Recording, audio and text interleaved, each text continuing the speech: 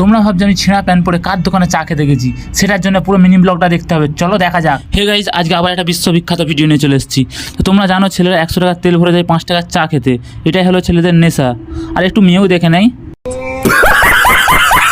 Just মজা করছিলাম, এটাকেও সিরিয়াস নেবে না, ঠিক আছে? তারপর আমি আমার মিনি হায়াবুসা নিয়ে বেরিয়ে পড়ি বাইনান হাওয়ালের দিকে। আমার মিটারটা একটু ইগনোর মারবে, আমার মিটারটা একটু অটোমেটিক আছে, নিজে থেকে বন্ধ হয় নিজে থেকে চালু হয়, মেড ইন চায়না। হাওয়ালের দিকে যাচ্ছিলাম, এই ভাই এসে বলে, ভাই তোমার ভিডিও আমার হেভি লাগে, তো তোমার ভাইকে এমনভাবে সাপোর্ট করো। আর ভাই ছিল নাগিন রাইডার, ভাই পুরো বাইকটাকে সাপ বানিয়ে দিচ্ছে। সাপ, ভাই সাপ বানা দে সাপ, আরে সালা উড়ে উড়ে যাচ্ছে, ওর রাজা রাজা।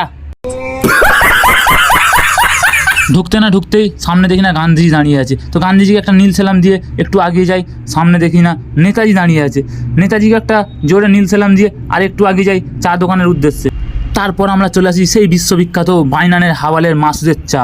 মাসুদের চা মানে আগুন। আরে ভাইয়ের মুখ যে পুরো হিরো আলো, আমি আঙুলটা তোমার পেছনে ঢুকিয়ে দেবো। তো কাকা এখানে ডেঞ্জার লেভেলের চা বানাচ্ছে। এই চা খেলে তুমি রাশিয়ান চাও ভুলে যাবে, আর পানিয়ার আর মুরব্বির চাও ভুলে যাবে। কাকার সোয়াগই আলাদা, কাকার চায়ের টেস্টই আলাদা, একবার তোমরা ট্রাই করতেই পারো। তোমাদের বললাম না কাকার সোয়াগই আলাদা, কাকা বিড়ি খেতে খেতে সবাইকে চা দেয়, কাকার স্টাইলই আলাদা।